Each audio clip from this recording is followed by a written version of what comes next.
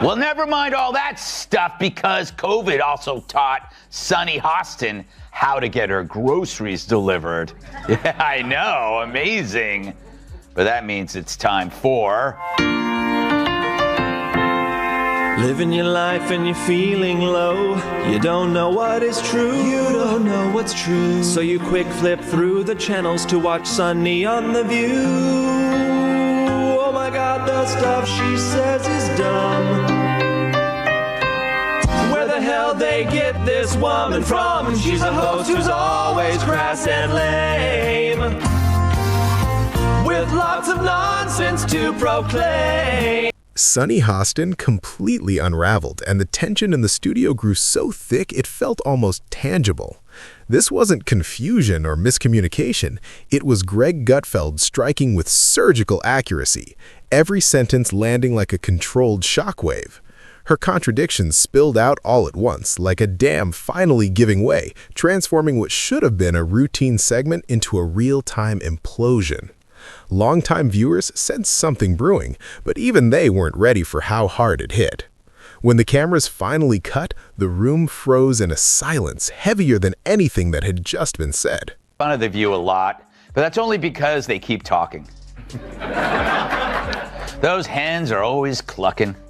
They get to say stupid stuff for an hour every day, and then I get to say stupid stuff for an hour every day, except on purpose.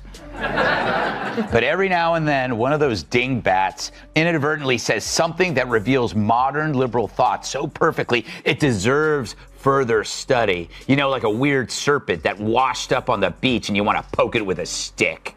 Sunny finally snapped, far beyond the usual on-air friction audiences expect when discussions drift off script. This time, there was no ambiguity. The breakdown unfolded in sharp, undeniable detail, broadcast live for millions. This wasn't ordinary chaos. It was a full emotional derailment, triggered the moment Greg exposed more inconsistencies in minutes than the show had confronted in years. The instant he spoke, the atmosphere cracked, and Sunny's carefully maintained confidence collapsed faster than anyone anticipated, creating a moment that was impossible to look away from. So, Sunny, I bet you haven't been in a supermarket since COVID for about 3 years. I haven't been in a supermarket since COVID. For about 3 years. That's when I discovered Instacart. And I give them a big tip because they don't always pay their people well. And so that's been an issue, I think, for the company. But, man, you can get toiletries. You can get fire logs. You know those big bounty towels you don't want to carry? Those from Costco. Somebody else goes. Fire logs? She had to tell the audience that she tips big because even she knows she sounds insufferable. Hey, I'm an but at least I tip. Before diving in, remember to hit that subscribe button. The episode began like countless others on The View. Polite smiles, predictable agreement, a studio humming with familiar approval. Sunny took her usual role as the table's legal authority, delivering statements that sounded firm and authoritative, but leaned far more on emotion than logic. Her arguments were wrapped in intensity and certainty, yet beneath the surface, they were recycled talking points, more performance than substance. That's why the moment she faltered landed so hard. Once the spotlight shifted, there was nowhere left to retreat. Hostin's obsession with race gets thrown back in her face. Today's video comes to us from Sunny Hostin. Sounds like a town. We're in Sunny Hostin. She was on PBS's Finding Your Roots, a show dedicated to researching celebrity ancestry. For context, Sunny is a staunch supporter of reparations and has made a fortune spewing nonsense about white privilege and racial justice. Well, turns out she's not as oppressed as she claims she is. She's actually the descendant of slave owners from Europe. Here's how she took the... For anyone unfamiliar with The View, imagine a political comment section brought to life, amplified by studio lights and buffered by applause. Opinions fly quickly, confidence stays sky high, and depth rarely survives close scrutiny. Sunny fits seamlessly into that environment, presenting herself as the voice of reason until someone genuinely challenges her. Then simple counterarguments escalate into confrontation, emotion overtakes logic, and discussion turns into spectacle. Nuance disappears, and the show's structure, where volume beats clarity and certainty beats accuracy, sets the stage for an inevitable explosion. How are you feeling, my friend? I think it's actually pretty interesting that my husband and I have shared roots. Yeah. So I do appreciate that. And I think it's great for our children to know this information. I guess it's a fact of life that this is how some people made their living, on the backs of others. Fact of life. Interesting change of tune. For more, we go to our chief Sunny Hostin correspondent for a reaction.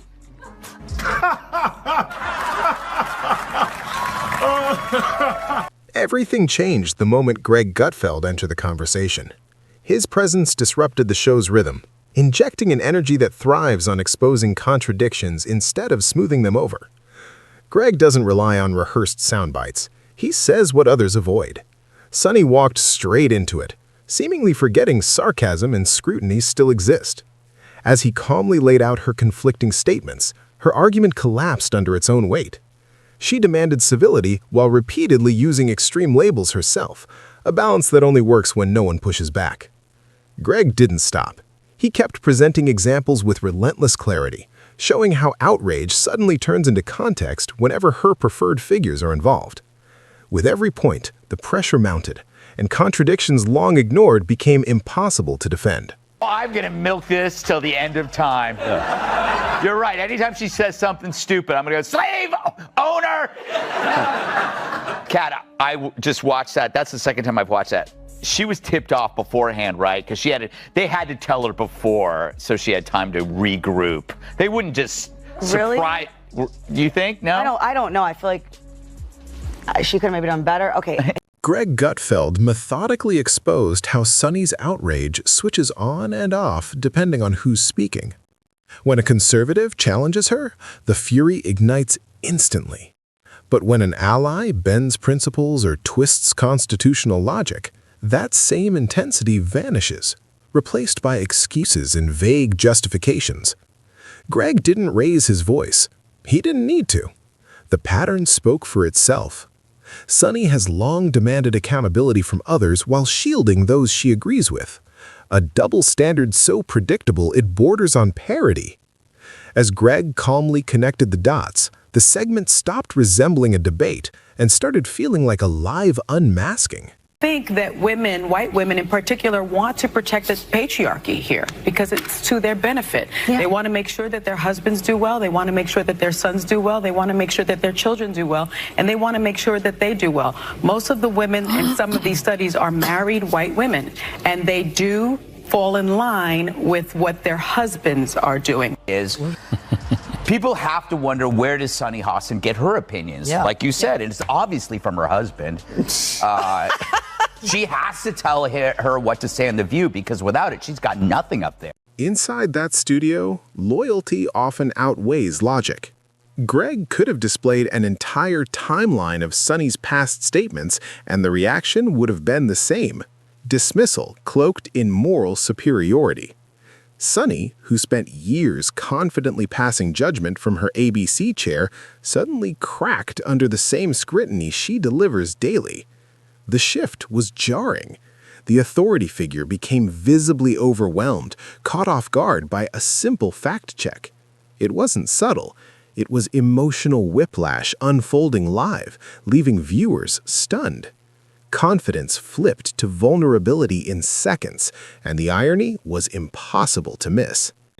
Joy Behar gets racism. After all, she's been black on Halloween. Yeah. But Joy wasn't there on the show. Apparently Mondays are her days off when she feeds in the pasture. But that is convenient, right? It's like one of my aunts dies every time Brian Kilmeade wants to hang out. Maybe Joy needs a full day to read her hate mail, and that's just from the rest of the cast. So Scott had to deal with Sunny Hostin and her typical self-righteousness. Rather than confront the contradictions directly, the moment was reframed into something personal and fragile, something to be protected instead of examined. Whoopi Goldberg stepped in, redirecting the conversation toward feelings and intentions, implying that facts could bend if emotions ran deep enough. Consistency gave way to comfort. Off-camera, producers reportedly treated Sunny's unraveling as a crisis rather than what it was, a public figure struggling with accountability. This wasn't a personal attack, it was a challenge to logic, yet criticism itself became taboo. Like this chick, we didn't think it was the best thing that could have happened to us. Although it did get Joy Behar to wear a mask. You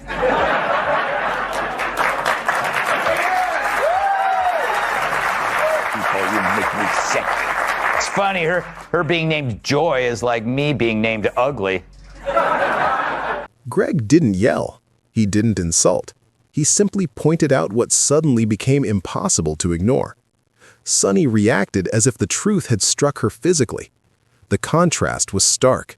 Greg remained composed and precise, while Sunny grasped at her slipping composure.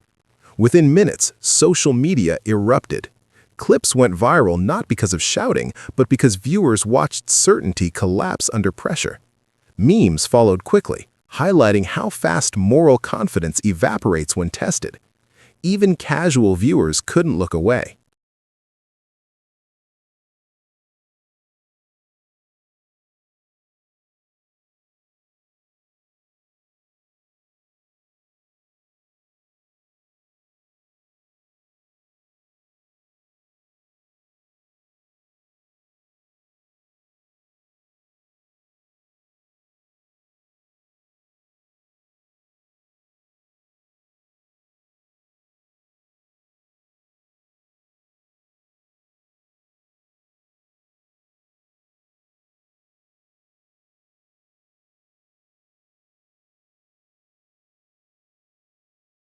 In that moment, the view felt less like a serious discussion and more like a live comment section under studio lights, where disagreement is treated as aggression and script breakers become villains. The chaos wasn't loud, but it lingered. The show scrambled to rewrite the narrative in real time, framing Sunny's emotional breakdown as something unrelated to years of contradictions.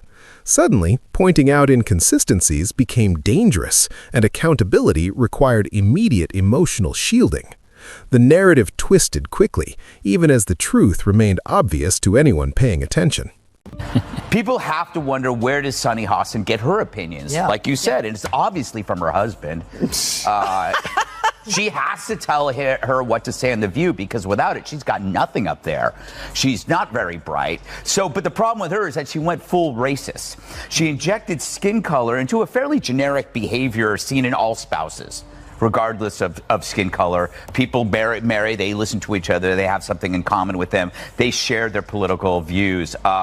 She just didn't want to upset her husband by saying her husband makes her do everything, and then she'd have to accuse him of being a racist. Because if he told her that this is what white women do, then he's a racist. You see? When logic or consistency dares to surface on The View, the structure trembled, and that day it nearly collapsed. Sunny's reaction didn't come out of nowhere. After years of stacking emotion on shaky reasoning, it felt inevitable. As the tension lingered, she shifted into an emotional monologue about growth and vulnerability, attempting to rebrand a public unraveling as empowerment. Her voice softened, her emotions took center stage, and focus drifted away from the contradictions just exposed. Accountability was replaced with sincerity, and discomfort was repackaged as bravery. More time to talk. And I thought Will Smith wouldn't let a black man finish. If her IQ was half as high as her smugness, she'd be Einstein. And later it got weird after Whoopi Goldberg asked a question and Sunny chimed in. Meanwhile, Greg didn't need to say another word. His restraint amplified everything. The contrast between emotional reaction and factual response spoke louder than any argument. Sunny's meltdown became a textbook example of what happens when exaggerated certainty collides with basic accountability. Her carefully crafted image cracked on live television, exposing how fragile the foundation truly was. Rather than reflecting, the show doubled down, surrounding her with reassurance and validation. Still, the moment served as a reminder that hypocrisy eventually collapses under its own weight. This time, it happened in front of millions, not as a debate, but as a reckoning sparked by confronting one's own words.